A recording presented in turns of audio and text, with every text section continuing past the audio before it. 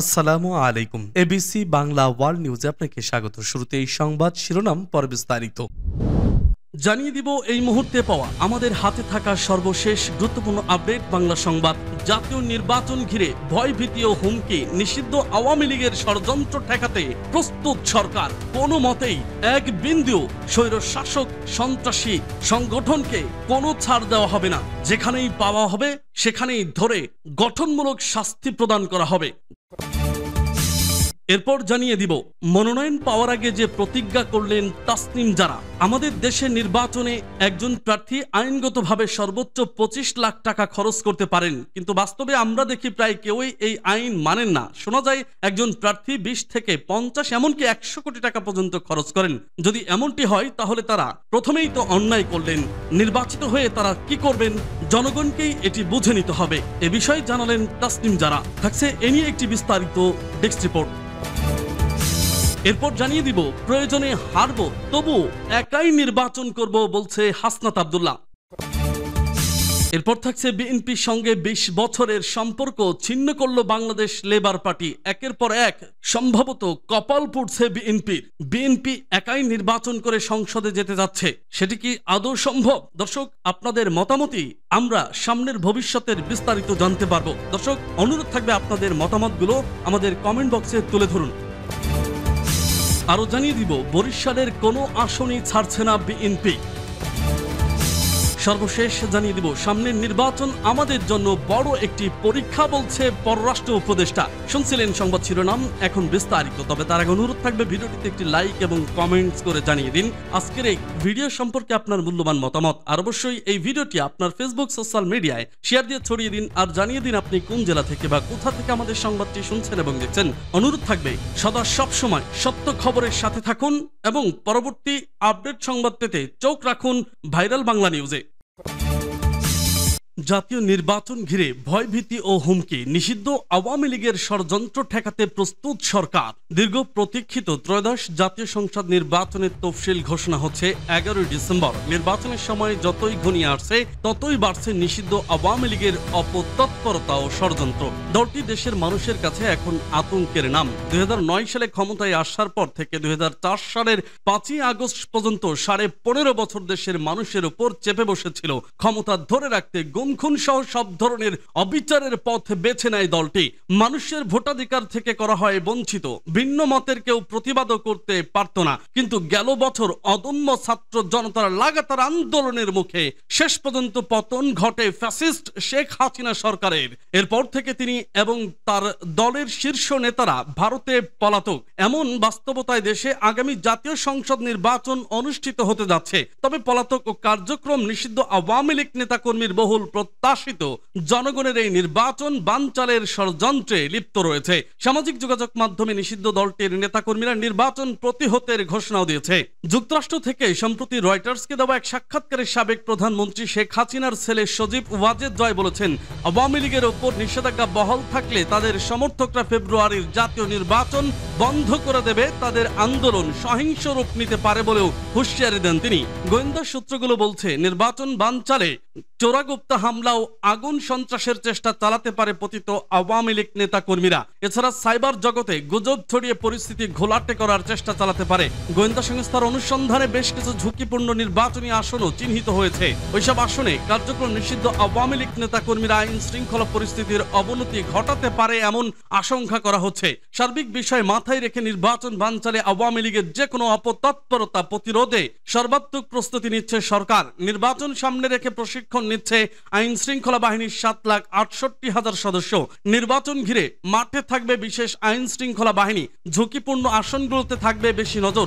অপতৎপরতায় জড়িতদের শনাক্ত ও গ্রেপ্তারের মাঠে নেমেছে গোয়েন্দারা। ইতিমধ্যে আইন শৃঙ্খলা বাহিনীর শীর্ষ পর্যায় থেকে শুরু করে মাঠ পর্যায়ে দায়িত্ব পালনকারীদের সঙ্গে কয়েক দফা বৈঠক করেছেন অন্তর্বর্তী সরকারের প্রধান উপদেষ্টা ডক্টর মোহাম্মদ ইউনুস। বৃহস্পতিবার মাঠ পুলিশের কর্মকর্তাদের সঙ্গে মতবিনিময়কালে আইজিপি বাহারুল আলম নির্বাচন সুষ্ঠুভাবে অনুষ্ঠানে বিভিন্ন নির্দেশনা দিয়েছেন। এছাড়া 64 জেলার এসপি ও দেশের প্রায় সবকটি থানার ওসিদের রদবদলের মাধ্যমে ঢেলে সাজানো হচ্ছে পুলিশ বাহিনীকে। মনোনয়ন পাওয়ার আগে যে প্রতিজ্ঞা করলেন তাসনিম জারা। জাতীয় নাগরিক পার্টির সিনিয়র যুগ্ম সদস্য সচিব তাসনিম জারা বলেছেন, আমাদের দেশের নির্বাচনে একজন প্রার্থী আইনগতভাবে সর্বোচ্চ 25 লাখ টাকা খরচ করতে পারেন, কিন্তু বাস্তবে আমরা দেখি প্রায় কেউই এই আইন মানেন না। শোনা যায় একজন প্রার্থী 20 থেকে 50 এমনকি 100 কোটি টাকা পর্যন্ত খরচ করেন, অথচ নির্বাচন কমিশনের কাছে গিয়ে বলেন মাত্র 25 লাখ টাকা ব্যয় করেছেন। ফলে প্রায় সকলেরই সংসদে যাওয়ার যাত্রাটাই শুরু হয় আইন ভাঙা ও মিথ্যা বলার মাধ্যমে। শনিবার দুপুর 1টার দিকে সামাজিক যোগাযোগ মাধ্যম ফেসবুকে দেওয়া এক পোস্টে তিনি এসব কথা বলেন, যা যুগান্তর পাঠকদের জন্য হুবহু তুলে ধরা হলো। আমি এই অসততা ও মিথ্যার রাজনীতি করব না। আমি এনসিপি থেকে ঢাকা 9 আসনে মনোনয়নের জন্য আবেদন করেছি এবং আমি প্রতিজ্ঞা করছি যে আইনে অনুমোদিত টাকার বাইরে আমি 1 টাকা খরচ করব না। অনেকে বলেছেন এত অল্প বাজেটে নির্বাচন করা অসম্ভব। আমি তাদের বলেছি আমরা প্রমাণ করব এটা সম্ভব। শুধু নির্বাচনের পর নয়, নির্বাচনের আগেই নিয়মিত জানাবো কত টাকা পেয়েছি এবং কত টাকা খরচ করেছি। সবকিছু করব স্বচ্ছভাবে। আমরা একটা দৃষ্টান্ত তৈরি করব যে সততার সঙ্গে অর্থ আর পেশি শক্তির বৃত্তের বাইরে এসে নির্বাচন করা যায়। তবে এই পথ চলায় আপনাদের সাহায্য প্রয়োজন। যে কাজগুলো অন্য প্রার্থীরা টাকা দিয়ে করান, আমাদের সেগুলো করতে হবে আপনাদের সময়, শ্রম এবং অংশগ্রহণ দিয়ে, স্বেচ্ছাসেবক টিম গড়ার মাধ্যমে। আপনি ঢাকা 9 অর্থাৎ খিলগাঁও, সবুজবাগ, মুগদা, মান্ডা, দেশের অন্য যে কোনো জায়গা বা প্রবাসী হন, আপনি এই ক্যাম্পেইনে সাহায্য করতে পারবেন। সাহায্য করার অসংখ্য উপায় আছে। এজন্য আমরা একটি ছোট ফর্ম তৈরি করেছি। সেখানে জানাতে পারবেন আপনি কিভাবে সাহায্য করতে চান। কেউ গ্রাফিক ডিজাইন করতে পারেন, কেউ ভিডিও শুট বা এডিট করতে পারেন, কেউ উঠান বৈঠকের আয়োজন করতে পারেন, কেউ ফান্ড সংগ্রহে সাহায্য করতে পারেন, কেউ আমাদের সাথে বাসায় বাসায় গিয়ে মানুষের কাছে আমাদের মেসেজ পৌঁছে দিতে পারেন। আরো অনেক ভূমিকা আছে। আবার আপনি নিজেও জানাতে পারেন যে কিভাবে সাহায্য করতে চান। ফর্মটি পূরণ করতে সময় লাগবে মাত্র 2 মিনিট। আমি চাই এবারের নির্বাচন হোক আপনাদের নিজেদের নির্বাচন। আমরা একসঙ্গে টিম গড়ব, প্রশিক্ষণ দেব এবং ধাপে ধাপে সবাইকে যুক্ত করব। সততা দিয়ে রাজনীতি করা সম্ভব, সেটা আমরা একসঙ্গে প্রমাণ করব। আমি দৃঢ়ভাবে বিশ্বাস করি যদি রাজনীতি, দুর্নীতি, পেশি শক্তি আর মিথ্যাচার বৃত্ত থেকে বের হয়ে সত্যিকারের জনগণের হাতে ফিরে আসে, তাহলে সম্ভাবনা সীমাহীন। প্রয়োজনে হারব, তবু একাই নির্বাচন করব বলছে হাসনাত আব্দুল্লাহ। জাতীয় নাগরিক পার্টির এনসিপি দক্ষিণ অঞ্চলের মুখ্য সংগঠক হাসনাত আব্দুল্লাহ বলেছেন, 500 না, আমি যদি 10 ভোটও পাই তবু এই 10 জন ভোটারকে সঙ্গে নিয়ে দেবিদারের জন্য কাজ করে যাব। তবু জোট নয়, একাই নির্বাচন করব, প্রয়োজনে হারব। হাসনাত বলেন, মানুষ অনেক সময় মন্তব্য করেন জোট না করলে নাকি আমি 500 ভোটও পাবো না।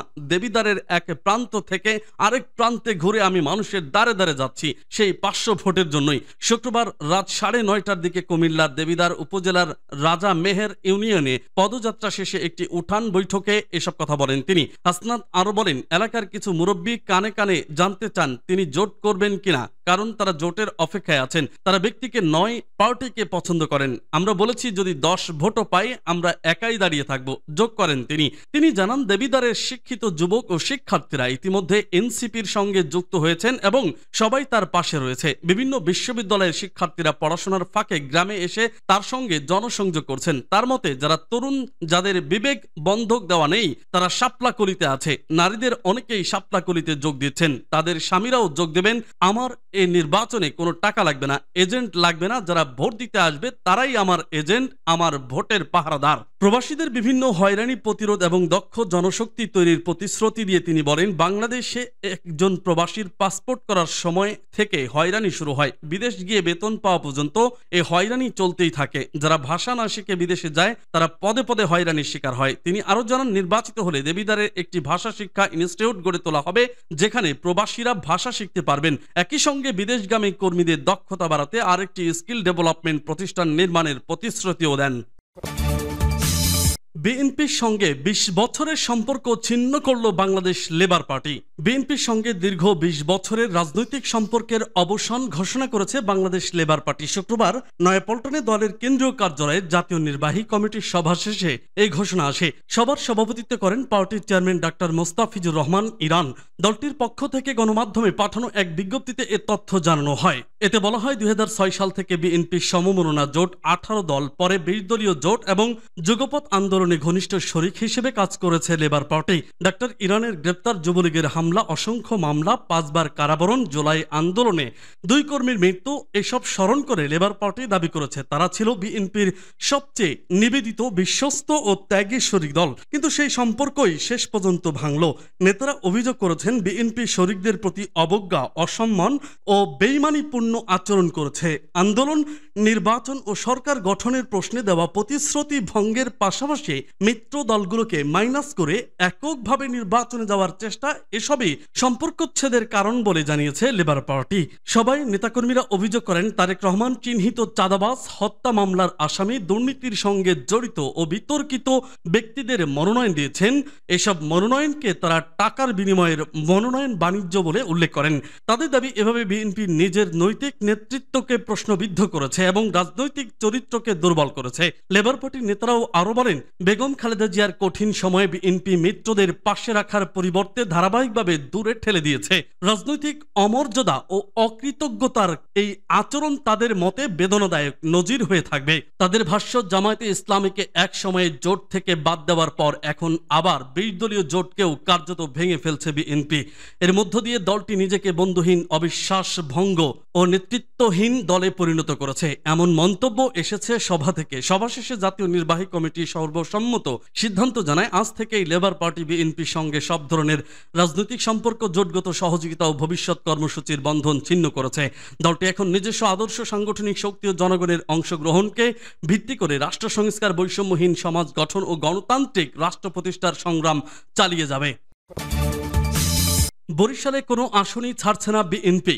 বরিশালের কোনো আসনই শরিক কিংবা সমমননা দলগুলোকে ছাড়ছে না বিএনপি। এখন পর্যন্ত এমনই সিদ্ধান্ত দলটির। বৃহস্পতিবার ঘোষিত দ্বিতীয় দফা প্রার্থী তালিকায় আরও স্পষ্ট হয়েছে বিষয়টি। প্রথম দফায় বরিশালের 21 আসনের 16টিতেই সম্ভাব্য প্রার্থীর তালিকা ঘোষণা করা হয়েছিল। তাই ফাঁকা আসনগুলো জোট কিংবা সমমননা দলগুলোকে দেওয়া হতে পারে এমন আলোচনা ছিল। ফাঁকা 5 আসনের মধ্যে 3টিতে বৃহস্পতিবার প্রার্থী ঘোষণা করা হয়েছে। বাকি একটি পটুয়াখালী 3 আসনে মনোনয়ন না পেলেও নির্বাচন করার কথা জানিয়েছেন বিএনপির জাতীয় নির্বাহী কমিটির সদস্য হাসান মামুন। আর পিরোজপুর 1 আসনও শেষ পর্যন্ত দলের কাউকে মনোনয়ন দেওয়া হবে। সব মিলে বরিশালের 21 আসনের সবকটি প্রকারান্তরে নিজেদের হাতেই রেখেছে বিএনপি। শরিক ও সমমনোনাদের অপরিচিত প্রতীক আর শক্তিশালী প্রার্থী না থাকার কারণেই এমন সিদ্ধান্ত নেওয়া হয়েছে বলে জানা গেছে।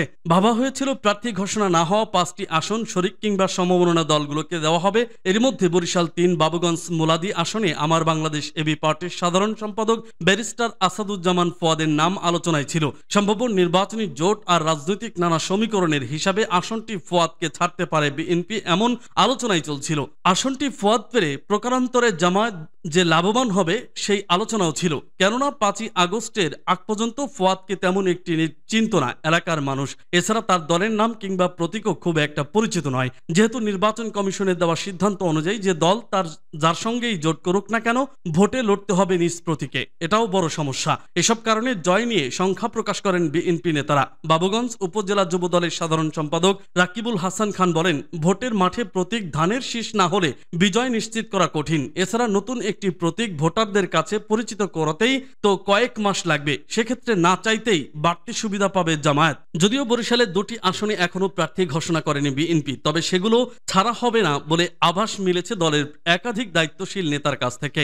গুঞ্জন রয়েছে পিরোজপুর জিয়ানগর সদর নাজিরপুর আসনটি জোটের শরিক জাতীয় পার্টির মোস্তফা জামাল হায়দারকে ছাড়তে পারে বিএনপি। এ ব্যাপারে জেলা বিএনপি সদস্য সচিব সাইদুল ইসলাম কিসমত বলেন, আমরা তো শুরু থেকেই বলে আসছি যে এখানে জয় নিশ্চিত করতে ধানের শীষের কোনো বিকল্প নেই। তারপরও দল যে সিদ্ধান্ত দেবে তাই মেনে নেব। পরিচয় না প্রকাশের শর্তে বিএনপির একজন কেন্দ্রীয় নেতা বলেন, জোটের শরিক কিংবা সমমননা যাই বলুন না কেন এমন কাউকে আসন দেওয়া হবে না যার নিজস্ব ভোট ব্যাংক কিংবা জিতে আসার সম্ভাবনা নেই। সবকিছু ভেবেচিন্তেই করছেন ভারপ্রাপ্ত চেয়ারম্যান তারেক রহমান। সেই বিবেচনায় পিরোজপুরেও শেষ পর্যন্ত দলের কাউকেই মনোনয়ন দেবে বিএনপি।